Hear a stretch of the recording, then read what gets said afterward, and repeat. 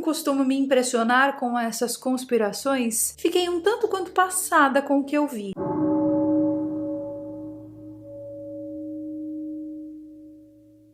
Recentemente eu fui invadida por centenas de vídeos falando sobre uma conspiração muito bizarra. E sério, eu que não costumo me impressionar com essas conspirações, fiquei um tanto quanto passada com o que eu vi. Vocês viram a conspiração do glitter? Ah, Carol, como assim a conspiração do glitter? Do glitter, gente. O glitter, sabe o glitter? Pois é.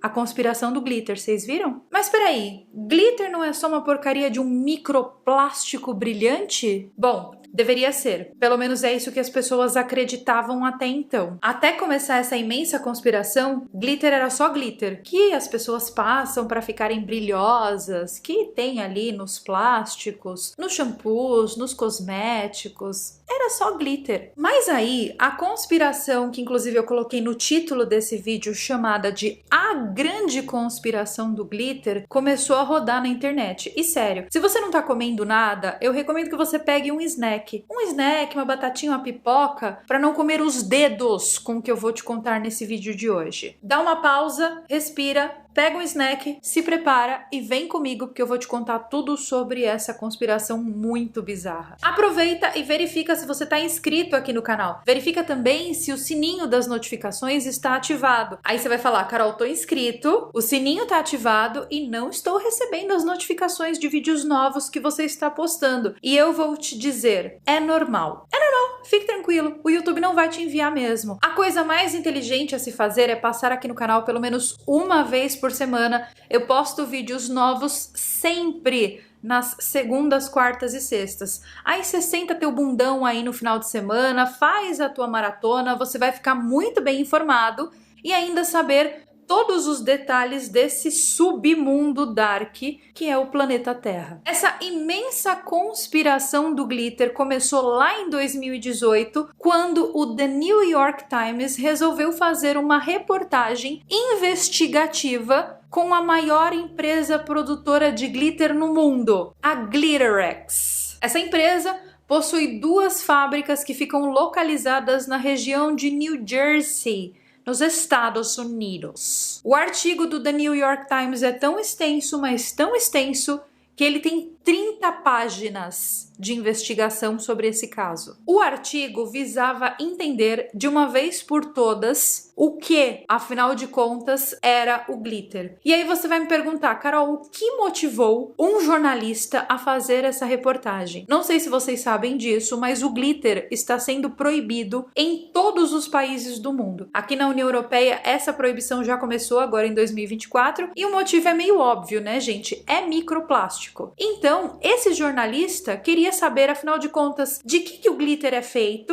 para a gente poder saber o motivo pelo qual os países estão proibindo a entrada do glitter. Tipo, pra mim, o glitter sempre foi plástico brilhante. E é de fato, tá, gente? É um plástico coberto com alumínio e ele é filetado numa precisão muito específica e aí, então, tem-se o glitter. E sério, o glitter é uma desgraça. Ele polui a água, ele polui o planeta e ele é algo que nunca se decompõe. Ele fica pra sempre nos oceanos e esse é o motivo pelo qual o glitter está sendo proibido no mundo inteiro. Mas a questão ambiental não é o caso do vídeo. A questão ambiental não é a conspiração do glitter. O caso aqui desse vídeo é que começou a faltar glitter no mundo inteiro. Lá em 2018, existiu uma falta de glitter. Por quê? Não sabemos. Aí, esse jornalista chamado Kate Weaver foi procurar a Glitterex para tentar entender o motivo pelo qual o glitter estava em falta em todos os lugares. E então, Kate Weaver pediu para Glitterex uma explicação. Ele pediu para ver como que era uma produção de glitter. Como que o glitter era produzido? E a Glitterex negou. Falou, não, você não pode ver como que o glitter é produzido. Você não pode ficar nem na mesma sala onde o glitter é produzido.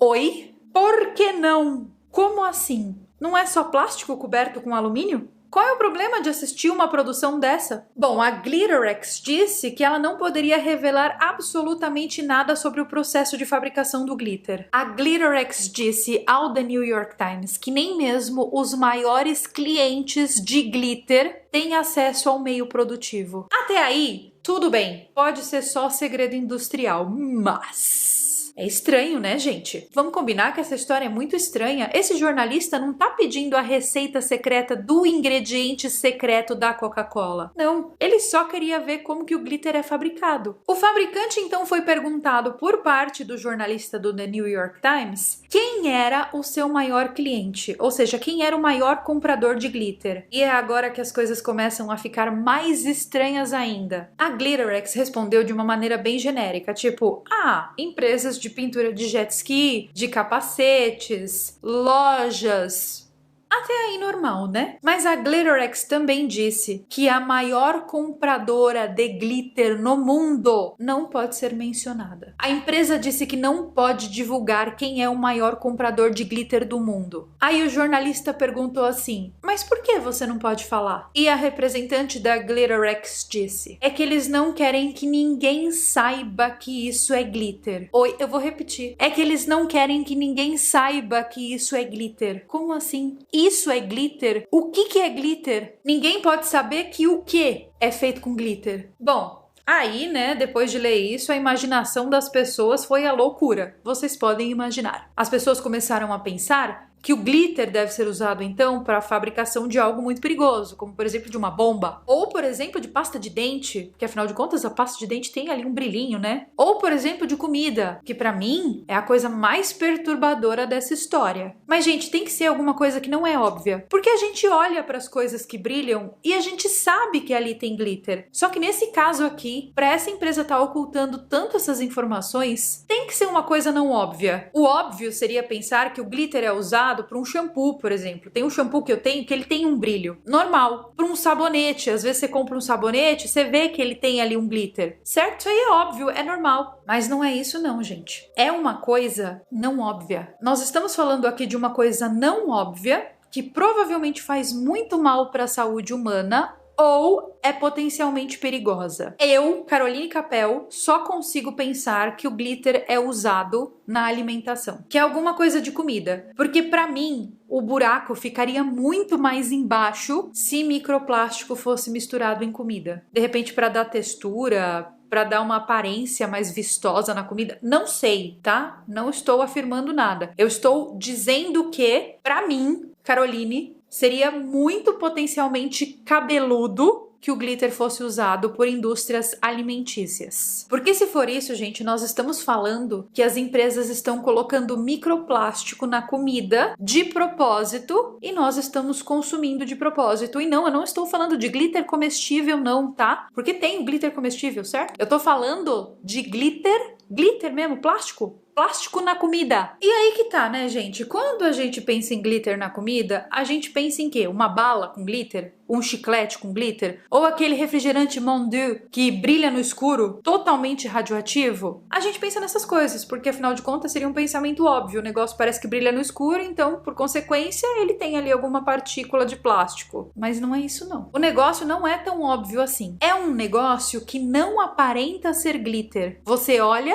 e você não vê o brilho. Mas peraí um minuto! A mulher da Glitterex falou tudo isso pro jornalista do The New York Times e o cara não foi atrás pra descobrir o que afinal de contas é glitter e quem é o maior cliente dessa indústria. Na verdade, ele foi atrás, mas ele não descobriu nada. E milhares de pessoas na internet se juntaram pra tentar responder a pergunta. Afinal de contas, o que é o glitter? E ninguém, absolutamente ninguém foi capaz de responder a pergunta. É claro que existem algumas teorias, mas não há nenhuma resposta definitiva. Alguns dizem que o glitter é usado na pasta de dente, outros na indústria funerária. Outros dizem que é usado em armas secretas militares, outros que é usado em combustível para foguete, e outros dizem que é para impressão de cédulas monetárias. Há até quem diga que o glitter é usado na ciência forense, ou até na comida, como eu comentei anteriormente. Inclusive, para mim, se for usado na comida, essa é a conspiração mais absurda de todas. Enfim, muitas teorias, nenhuma resposta definitiva. Porém, alguns outros jornalistas começaram a investigar essa história e descobriram que o fundador de uma empresa concorrente da Glitterex, que também está em New Jersey, a Meadowbrook, tem o sobrenome de Rushman. Sim, o próprio. O mesmo sobrenome de um dos criadores da primeira bomba nuclear detonada no Manhattan Project. O inventor do glitter, Henry F.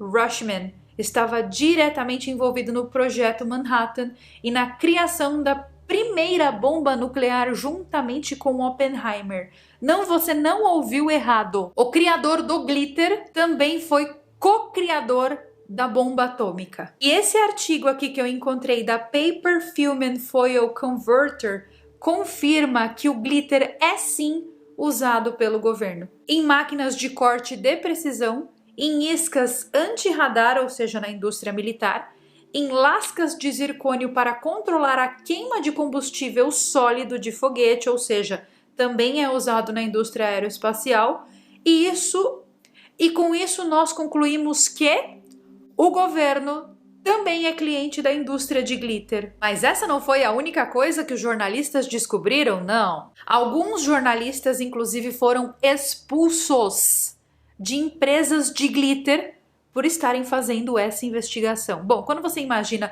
um jornalista sendo expulso de algum lugar, você imagina ele sendo expulso de uma empresa completamente controversa. Mas você nunca imaginaria um jornalista sendo expulso de uma empresa de glitter. O Henry F. Rushman trabalhava com corte de precisão na Alemanha e o governo americano se aproximou dele dizendo que precisava de um especialista em corte de precisão para um projeto secreto. O projeto secreto era o projeto Manhattan. Lembra lá do projeto que detonou a primeira bomba nuclear, que tá lá no filme do Oppenheimer? Nós temos análise oculta aqui do filme de Oppenheimer no canal também. Enfim, o Rushman, ele foi lá para os Estados Unidos, né? Ele foi convocado para ir para os Estados Unidos e o trabalho dele era pegar mica. Sabe o mineral mica? Pois é, pegar esse mineral e filetar essa mica, porque ele trabalhava com corte de precisão. E a mica, ela é usada em bombas nucleares principalmente como um material isolante, devido às suas propriedades únicas. A mica é resistente ao calor e à radiação e tem excelentes propriedades elétricas de isolamento. A mica, em tiras, foi o primeiro glitter da história da humanidade. Sabe aquelas tirinhas assim que a gente joga na árvore de Natal? Pois é exatamente isso. O projeto Manhattan, o projeto da bomba atômica, criou o glitter. Pois é exatamente isso. Você não entendeu errado. O Project Manhattan, o projeto que detonou a primeira bomba nuclear do mundo, criou o glitter como nós conhecemos hoje. O Henry Rushman criou o glitter de maneira totalmente acidental. Então, todas as teorias sobre a conspiração do glitter não eram apenas teorias. Mas, de fato, o glitter é sim usado na indústria militar e tem como principal comprador o governo. E isso é só o que esses jornalistas descobriram depois de entrevistar mais de 1.300 pessoas em uma investigação que já dura 6 anos. Mas e o resto, hein, gente? E o resto que essas empresas não estão nos contando? Bom, o resto é o motivo exato pelo qual eu fiz esse vídeo aqui. Cada uma dessas empresas de glitter tem pelo menos 1.300 clientes. E todos esses clientes concordam em manter segredo desses contratos de compra de glitter. Por quê? O governo dos Estados Unidos está envolvido e que ele é um dos maiores clientes dessa indústria de glitter, isso nós já não temos dúvidas. E claramente não é porque eles querem colocar mais brilho na vida das pessoas, né? Vamos combinar? O buraco, meus queridos, é muito, mas muito mais embaixo do que vocês imaginam. E esse é o mundo que nós vivemos. O que os governos, as associações secretas, as sociedades secretas e até as seitas fazem na calada da noite, o que eles todos fazem por debaixo dos panos é muito mais bizarro do que a gente consegue imaginar, do que as nossas cabecinhas conseguem inventar. Você sabia dessa conspiração do glitter? Alguma vez você já tinha ouvido falar que glitter é usado pela indústria militar e pelos governos dos países? Comenta aqui embaixo tudo o que você pensa sobre essa história.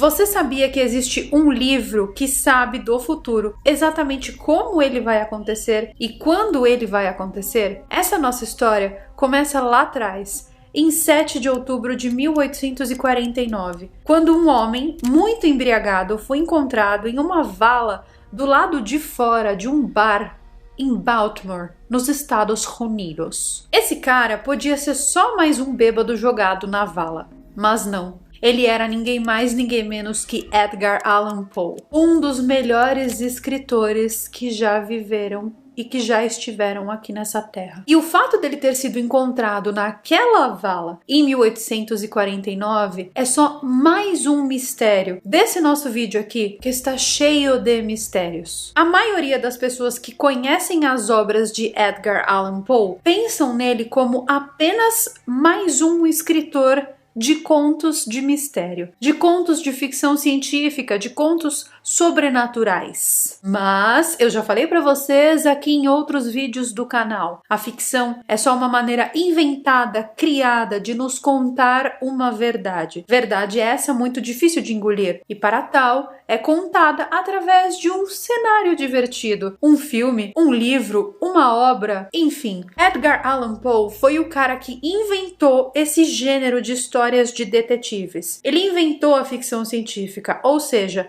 ele inventou essa maneira de nos contar as verdades. Só que antes de ser escritor, ele era do exército. E ele tinha uma carreira muito promissora no exército. Só que ele largou o exército para começar a escrever. Ele tinha umas manias estranhas que, curiosamente, me lembram as manias do time de roteirista da série dos Simpsons. Ele era muito bom de matemática, fazia vários cálculos de cabeça sem nunca ter estudado cálculos avançados e ele usava a imaginação dele para prever coisas que realmente aconteceriam. Tipo, ele previu a origem do universo. Ele previu a existência de buracos negros muitas décadas antes da factual descoberta desses objetos estelares. Então, Edgar Allan Poe escrevia seus textos de ficção, mas nesses textos ele fazia previsões. E por causa disso, muitas pessoas acreditam que ele era, na verdade, um viajante do tempo. Outras pessoas acreditam que ele era um vidente muito poderoso ou até mesmo que ele tinha acesso aos arquivos akáshicos. Só que ele era uma pessoa normal.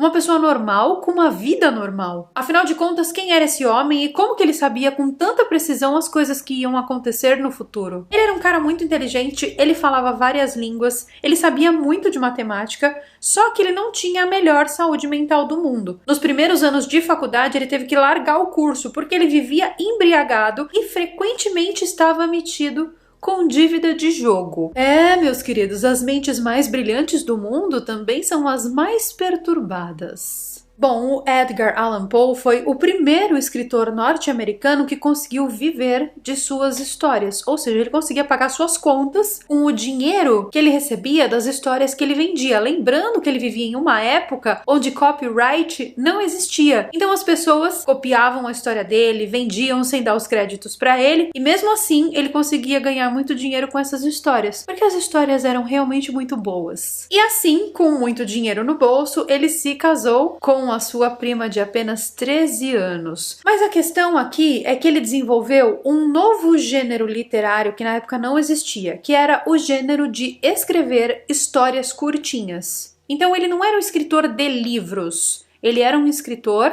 de histórias curtas. E a história dele, chamada The Murders in the Rue Morgan, que seria, traduzindo para o português, Os Assassinos da Rua Morgan, contava a história de um detetive que usava seus poderes sobrenaturais para resolver crimes. Ou seja, ele meio que inventou esse tipo de história de detetive. Então, se Sherlock Holmes existe hoje, foi graças a esse homem aí. Só que as coisas começaram a ficar realmente muito estranhas na vida de Edgar Allan Poe quando ele publicou um livro cheio de histórias curtinhas dentro, e esse livro tinha o nome de Eureka, ou Eureka em português. Nesse livro, ele escreveu as suas especulações sobre o universo, ou seja, ele não era cientista, ele não era astrônomo, ele não fazia pesquisa nenhuma. Ele simplesmente sentava, especulava do que ele achava que o universo era e escrevia. E muitos anos depois da morte de Edgar Allan Poe, a história dele, Eureka, se provou ser uma das histórias mais brilhantes já escritas, adivinhando o futuro, porque era quase que uma profecia. Ele previu tudo sobre o universo. universo, coisas que só foram provadas muitos anos depois. Ah, tipo o quê, Carol? Tipo o que esse homem previu? Do que nós estamos falando? Eu quero factos! Na época que ele escreveu o livro Eureka, a comunidade científica tinha um consenso de que o universo era infinito, imutável e eterno. Mas, no livro, Edgar descreveu um universo dinâmico, que está sempre mudando, que tinha se iniciado a partir de uma única e primordial partícula. Partícula essa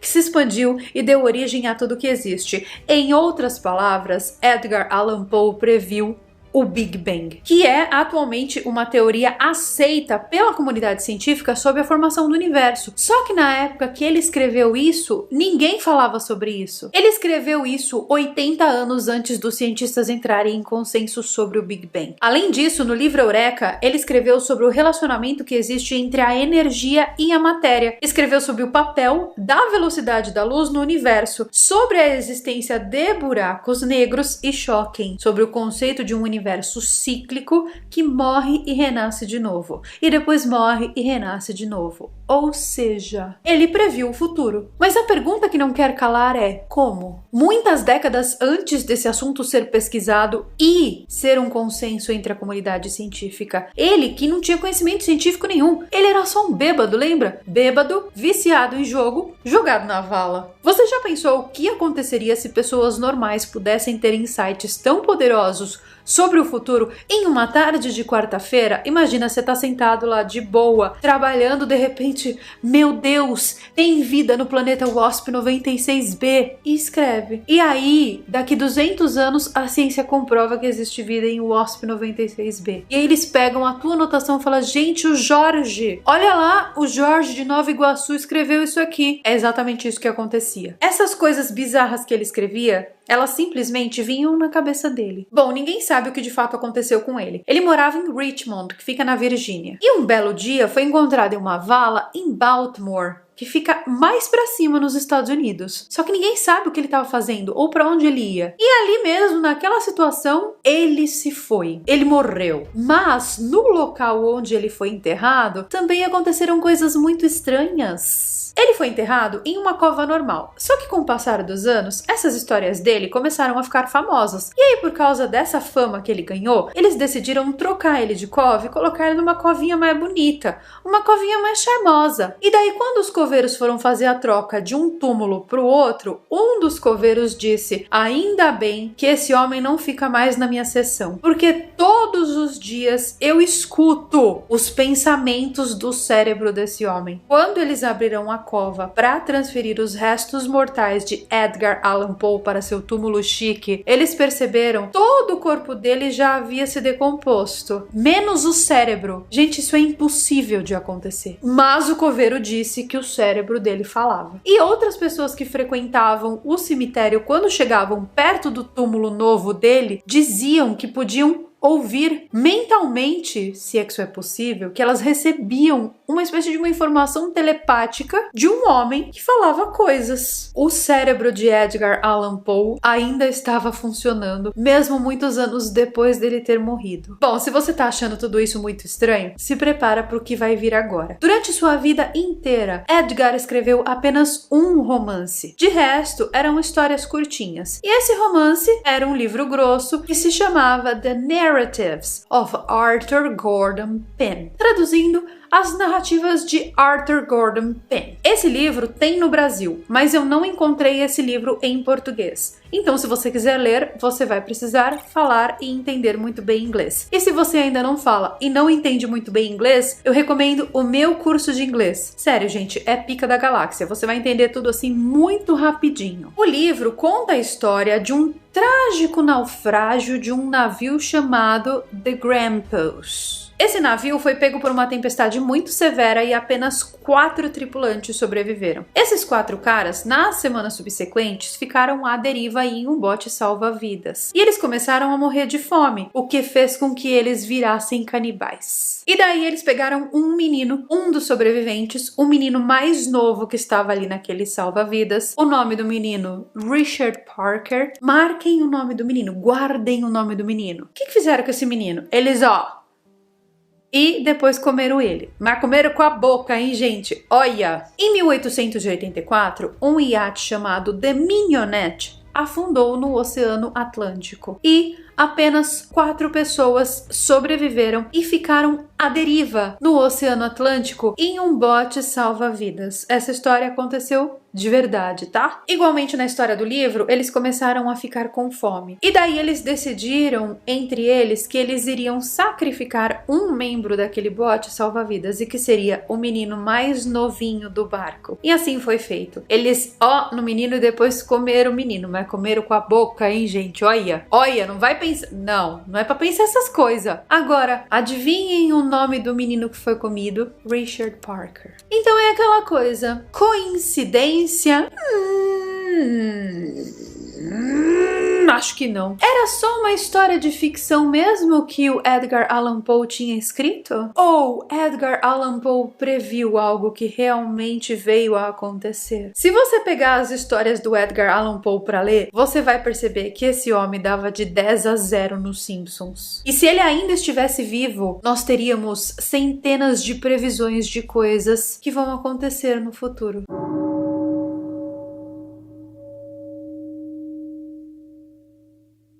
Os nossos ancestrais viajaram o mundo todo e construíram imensas estruturas de pedra que hoje em dia nós não compreendemos 100% o que são. Um cataclisma atingiu o planeta Terra e essa civilização avançada que deveria existir aqui foi varrida do planeta Terra. Em menos de uma semana, todos que estavam aqui foram levados embora e os monumentos de pedra são a única coisa que eles deixaram para trás. Esses monumentos carregam uma mensagem, um aviso para as gerações futuras. Mas o que é esse aviso, afinal? Por incrível que pareça, o aviso é algo bem simples e, independentemente da interpretação, a gente consegue entender. O aviso diz: cuidado, algo está vindo. Eita!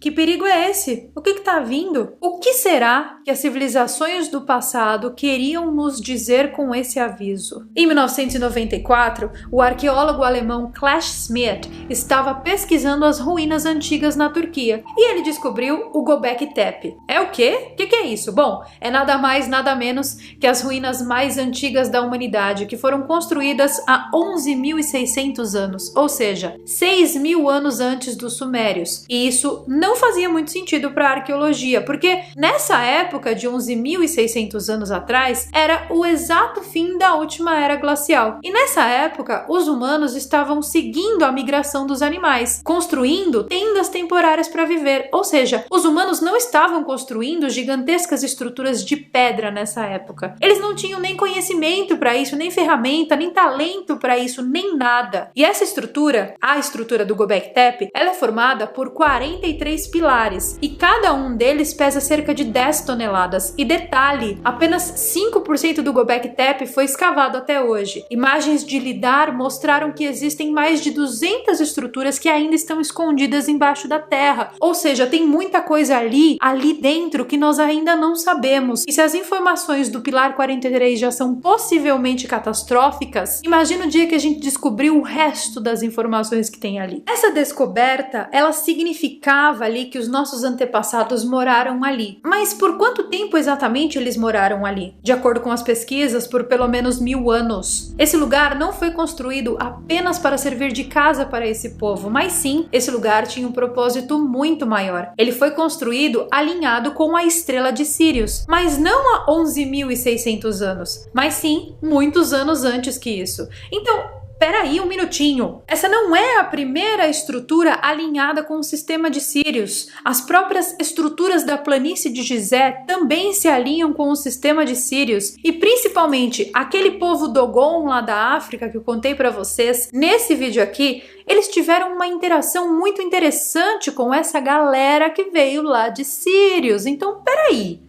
Por que se fala tanto em Sírios no passado? Nos pilares dessa estrutura do Göbekli Tepe existem imagens de animais e até de híbridos de humanos com animais. E por incrível que pareça, os desenhos mais avançados, ou seja, os mais bem feitos, estão nos pilares mais antigos. É como se eles tivessem mais tecnologia antes do que depois. E talvez nós estivéssemos muito errados nas nossas interpretações do passado. Talvez antes da Era do gelo, a Terra era o lar de uma civilização muito avançada. Um desses pilares, o pilar 43 para ser mais exato, que é conhecido como o pilar da Pedra do Urubu, ele conta uma história detalhada sobre esses seres do passado. E ao mesmo tempo, esse pilar conta uma história do fim do mundo. Existe então a profecia do pilar 43. E o motivo pelo qual esse pilar está lá é extremamente assustador. É uma mensagem para nós,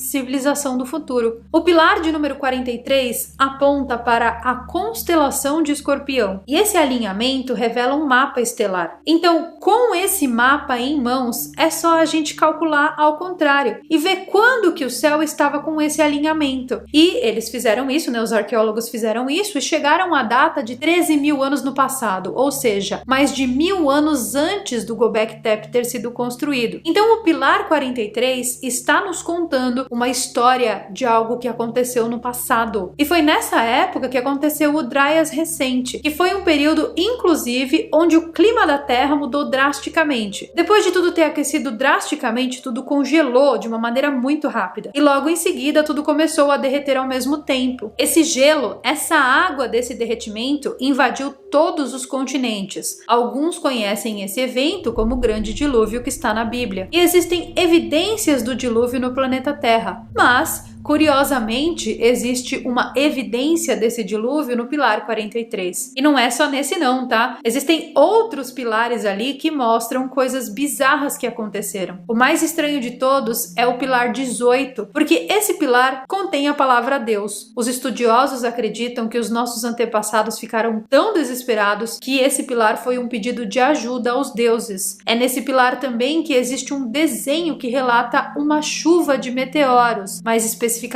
a chuva de meteoros das Tauridas. As Tauridas são um grupo imenso de meteoros que ficam na constelação de Touro. O pilar de número 18 relata que essa chuva de meteoro das Tauridas destruiu muita coisa aqui no planeta Terra no passado. E é agora que vem a parte mais assustadora desse vídeo. 13 mil anos depois do que aconteceu e que foi registrado no pilar 18, agora nós, em 2023, no presente momento, estamos passando pela exata mesma região que a Terra estava quando o pilar 18 descreveu essa imensa chuva de meteoros das Tauridas que destruiu várias coisas no planeta Terra. Mas é muito interessante da gente avaliar, da gente analisar que existia uma civilização extremamente avançada existindo antes do Grande Dilúvio e que essa civilização deixou ali naquelas pedras uma mensagem para as civilizações do futuro, ou seja, deixou uma mensagem para nós. É muito bizarro e ao mesmo tempo faz total sentido, porque existem coisas aqui no planeta Terra que são encontradas no planeta Terra que não fazem sentido com a história contada do planeta Terra, sobre essa nossa evolução sempre crescente. Parece que já existiu uma civilização mais avançada até que a nossa em um passado muito distante do planeta Terra, e que essa civilização foi varrida daqui. E se os pilares do Göbekli Tepe são circulares e eles contam histórias circulares que acontecem a cada 13 mil anos, e de acordo com os pilares do Göbekli Tepe, nós estamos vivendo a exata mesma época do pilar 43, ou seja, do último pilar, a nossa civilização também está em declínio. De tempos em tempos, então, de acordo com as informações do Göbekli Tepe, a civilização humana é resetada e forçada a recomeçar. E não existem evidências só no Göbekli Tepe não, tá? Assistam ao vídeo sobre os exilados de Capela que está aqui no canal, e também quando eu fiz aquele vídeo lá comentando detalhes sobre o livro de Urântia. Bom, eu deixarei todos esses vídeos aparecendo aqui no card, nas telas finais e também na descrição desse vídeo aqui, caso você ainda não tenha assistido. Assista para você perceber como tudo isso está diretamente e de uma maneira muito louca, interligado.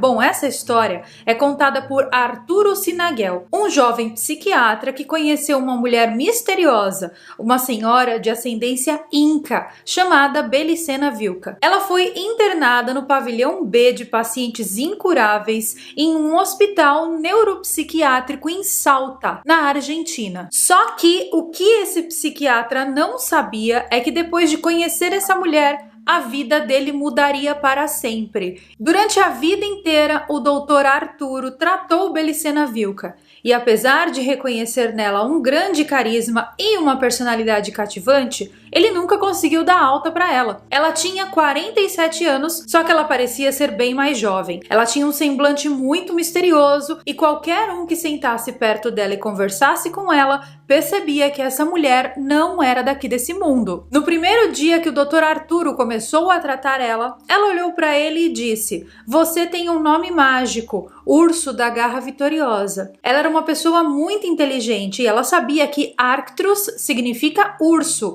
e Sic Vitória e Nagel significa garra vitoriosa.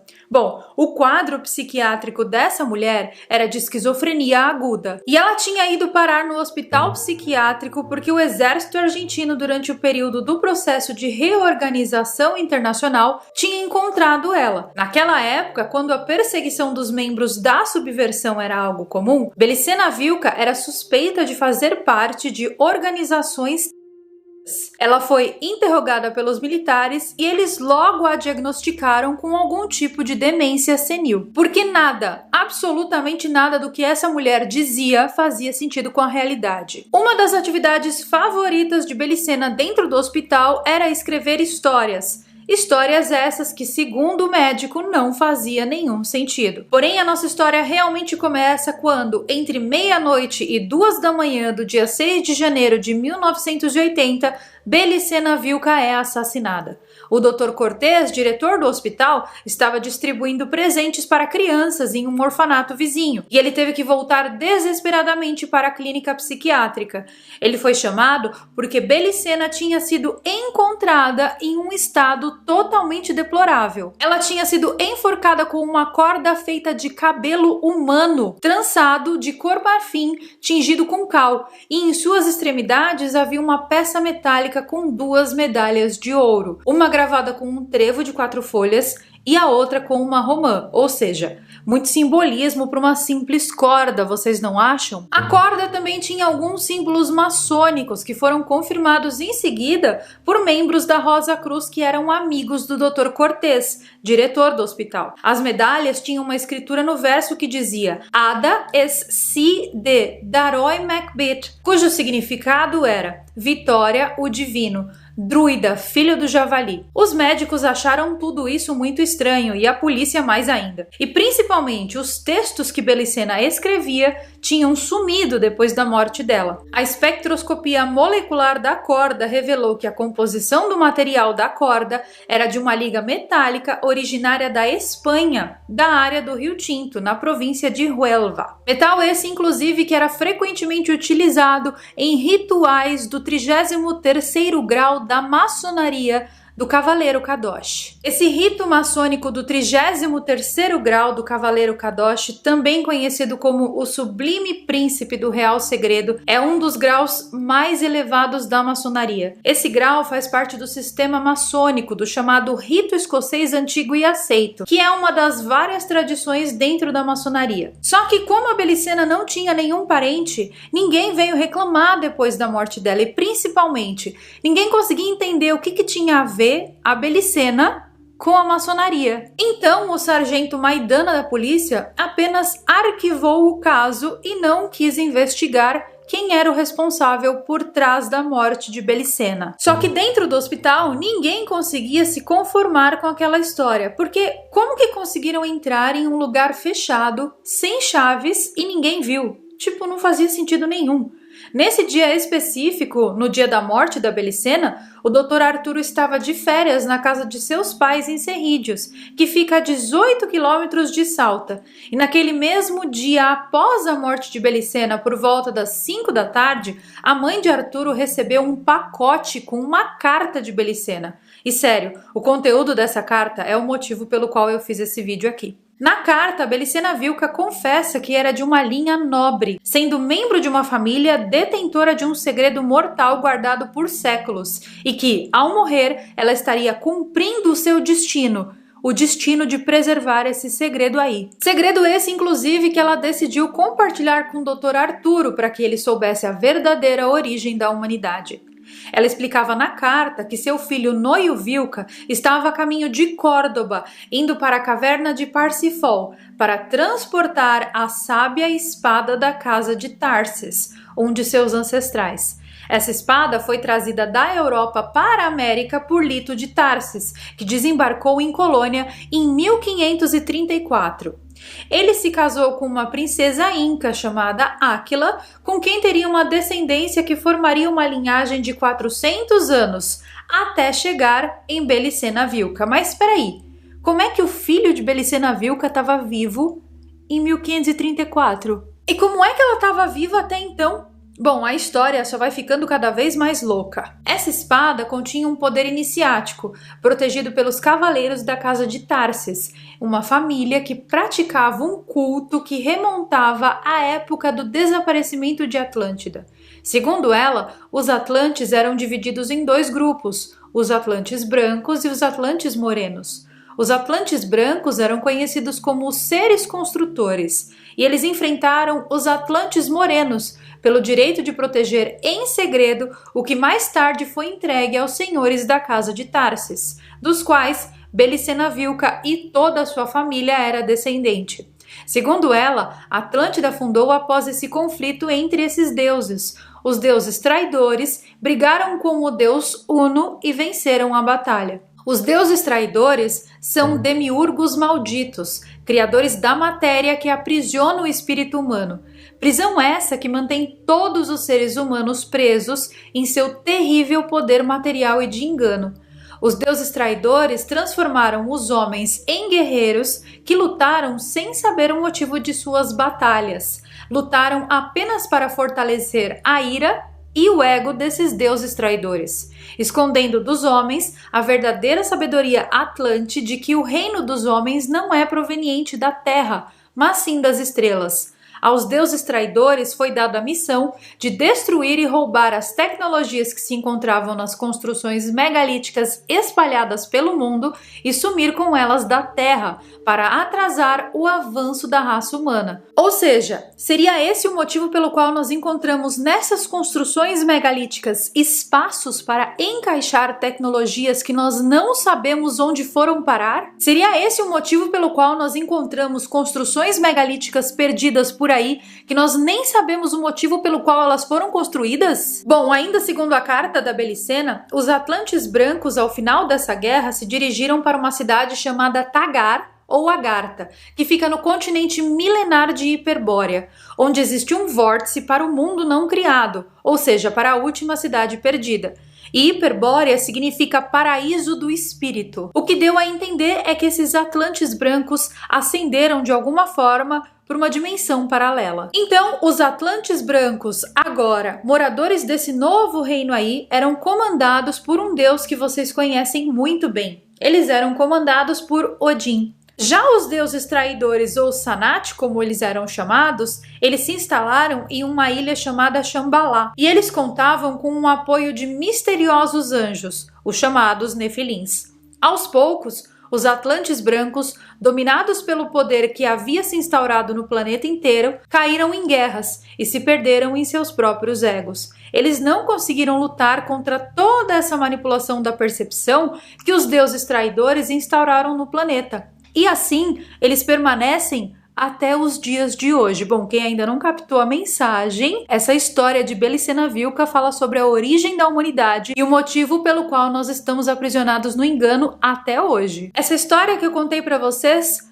consta no livro El Mistério de Belicena Vilca, de Nimrod de Rosário. E de acordo com o autor, essa história não é fictícia, mas ele foi incumbido de passar adiante essa sabedoria hiperbórea sobre o início da humanidade e a nossa verdadeira origem em forma de romance. Ninguém sabe se a história narrada no livro é verdadeira ou se ela é fictícia, mas ela é certamente muito interessante e muito misteriosa. Essa história se alinha perfeitamente com o mito do desaparecimento de Atlântida e também tem similaridades com as histórias contadas em Gênesis na Bíblia. Além disso, a história também aparece em diversas linhas ocultistas. Ela se alinha com a mitologia nórdica e ainda se alinha com os ensinamentos gnósticos. Então, é algo certamente muito macabro e sério se tudo isso for verdade. O nosso passado é bem mais obscuro do que nós imaginávamos que ele fosse. Além disso, existe também um filme que se assemelha muito com essa história. Alguma vez você já assistiu o filme K-Pax? Ele é um filme bem antigo estrelado por Kevin Spacey. E esse filme conta a história de um alienígena que veio para a Terra e foi encontrado aqui pelas autoridades que acharam que ele estava delirando.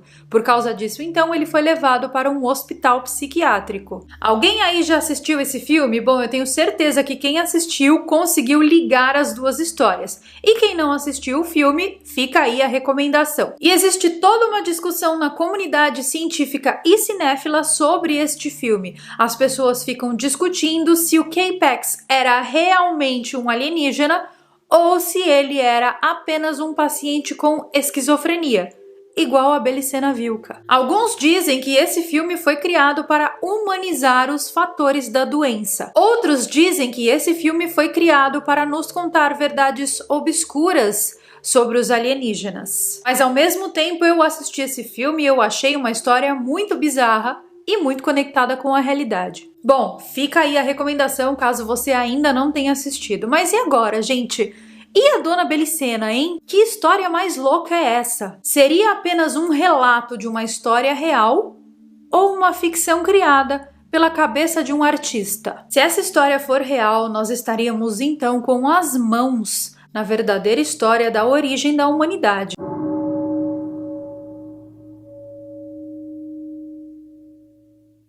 Ela que é estrela desse canal. Falou o nome dela aqui, o bicho pega. Vamos combinar, gente? A bicha era foda. Quem aí nunca ouviu falar sobre ela? Bom, ela era essa vidente maravilhosa e ai, como que eu queria que ela tivesse viva ainda. Ela foi uma das videntes mais famosas do mundo, a famosa vidente búlgara, que ficou cega quando era criança após um acidente muito misterioso. Só que esse acidente aí cegou só os olhos físicos, mas abriu os olhos não físicos dessa senhorinha. E nesse vídeo aqui eu vou te contar tudo sobre a bizarra expedição secreta que Dona Baba Vanga fez pra dentro de uma caverna misteriosa na Bulgária. E eu tenho certeza absoluta que você não vai ouvir essa história em lugar nenhum. A Baba Vanga dizia que ela escutava sussurros e que tinham umas sombras que contavam o futuro para ela. As profecias de Baba Vanga vão até o ano 5079 e choquem.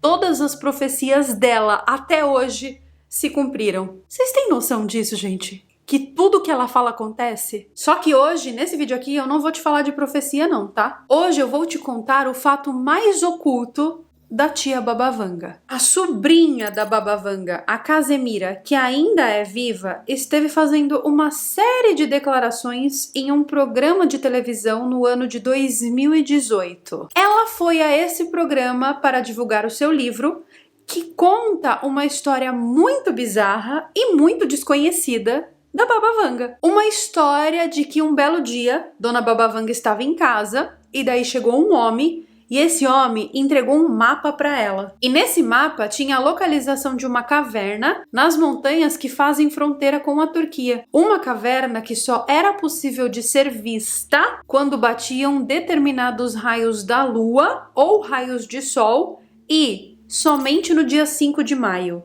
Ah, como assim? Como assim que essa caverna em específico, ela só fica iluminada pelos raios da lua, ou seja, pelo luar, e pelos raios solares no dia 5 de maio? E só assim, então, é possível de localizar essa caverna. Gente, isso não é esquisito? Isso não parece coisa de videogame de mundo aberto? Enfim, de acordo com a sobrinha da Baba Vanga, essa caverna escondia vestígios de uma civilização desconhecida ultra avançada que pereceu no passado e que seria um dos grandes segredos da humanidade. Mas peraí, que história fantasiosa, hein? Que história esquisita, dona Casemira. A senhora não inventou essa história toda, não? Será que a senhora não criou essa história para vender livro? Eu tava lendo esse livro que a Casemira, a sobrinha da Baba Vanga, escreveu, e daí eu pensei, na boa, Casemira, na boa, vá tchatchar no mato. Que diabo de historinha fantasiosa é essa? Só que aí, gente, a história fantasiosa da dona Casemira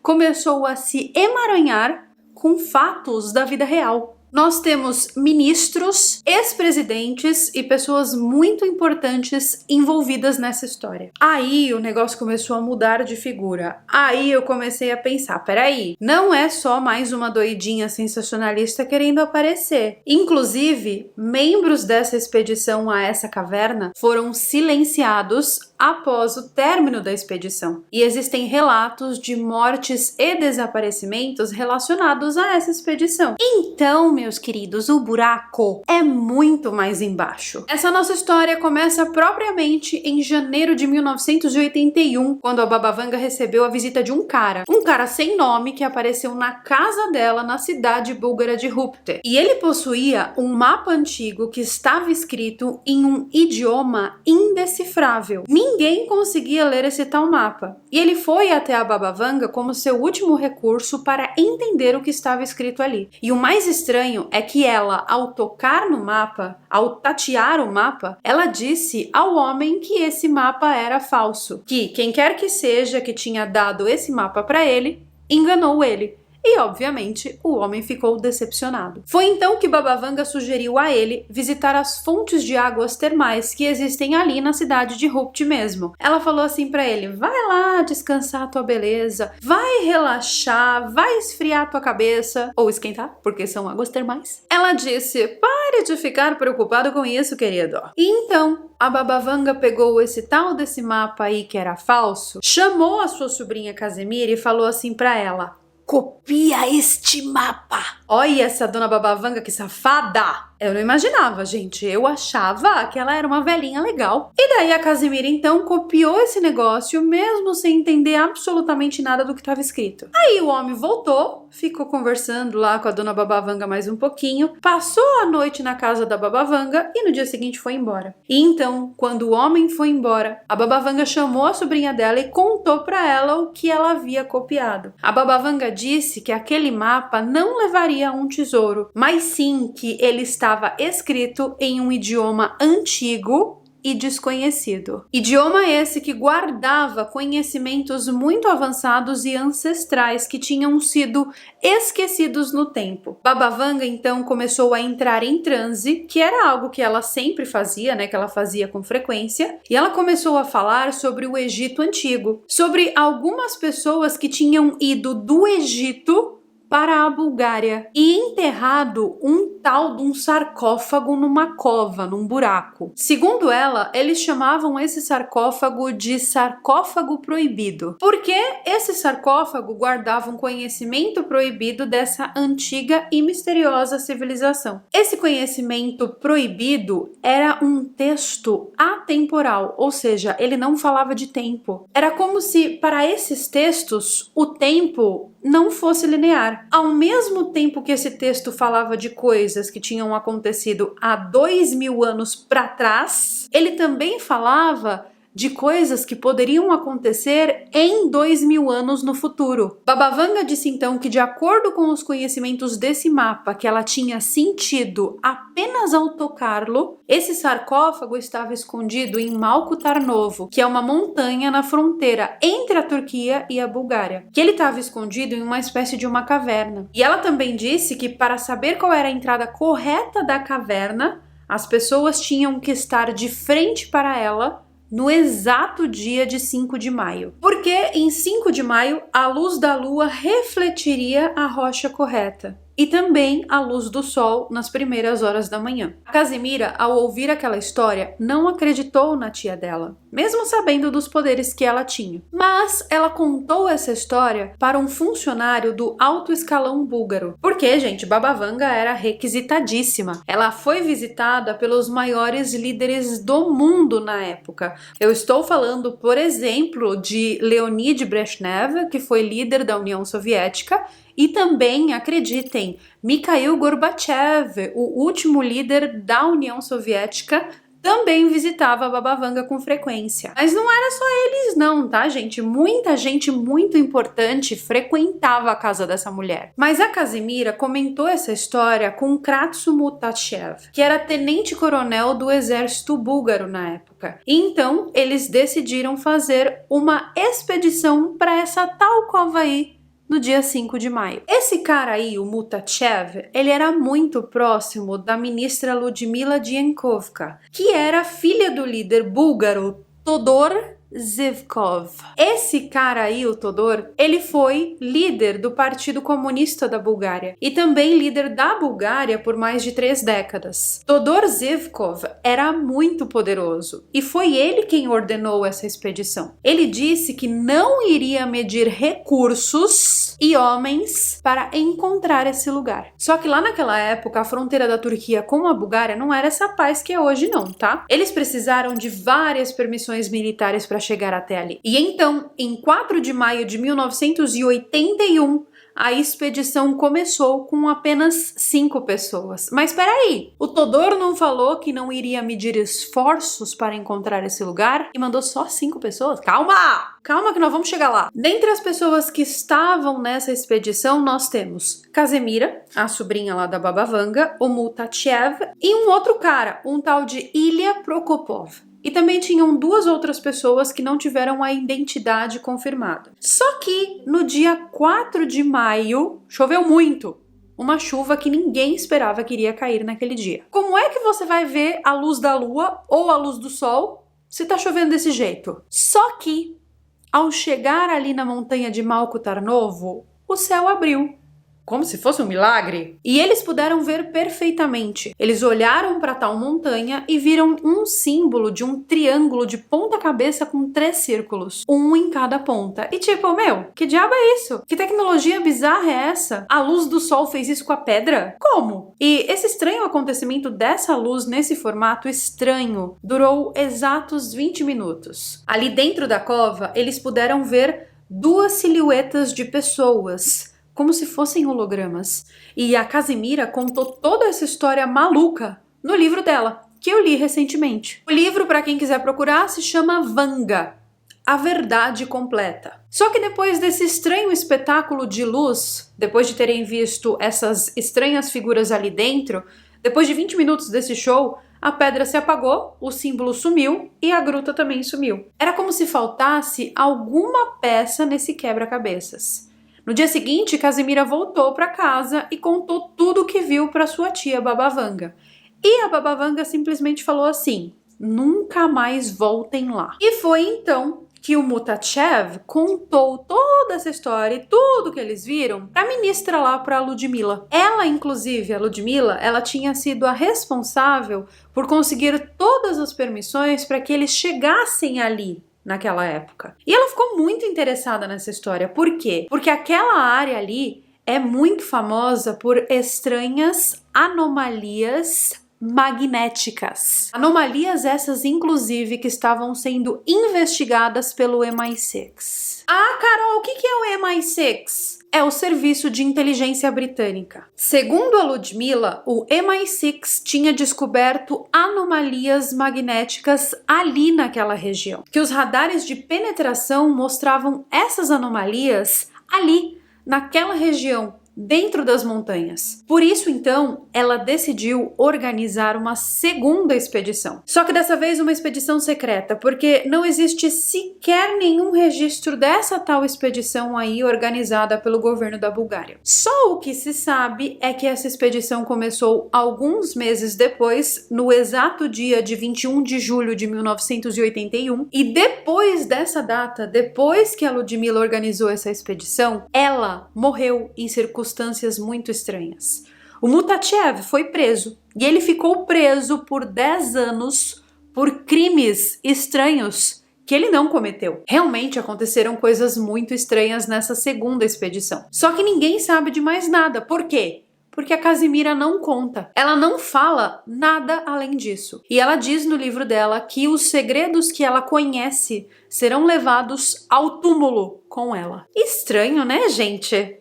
Será que essa história é verdade? E se é verdade, o que será que tem nessas montanhas da Bulgária? O que você pensa dessa história? Você acha que tudo que eu relatei é real? Ou você acha que é apenas uma fantasia da cabeça criativa da Casemira? Será que ela inventou tudo isso para vender livro porque ela sabe da fama que a tia dela tem? Ou será que tudo isso realmente aconteceu? Bom, eu quero saber a opinião de vocês aqui nos comentários. Bom, se você chegou até o final desse vídeo, saiba que nós temos palavrinha mágica sim. E a palavrinha mágica de hoje é Vanga. Comente Vanga aqui embaixo e sua vida será magicamente transformada pela seita. Não se esqueça também de se inscrever no canal de Shorts. Um super beijo pra vocês e eu vejo vocês então nos nossos próximos vídeos. Bye!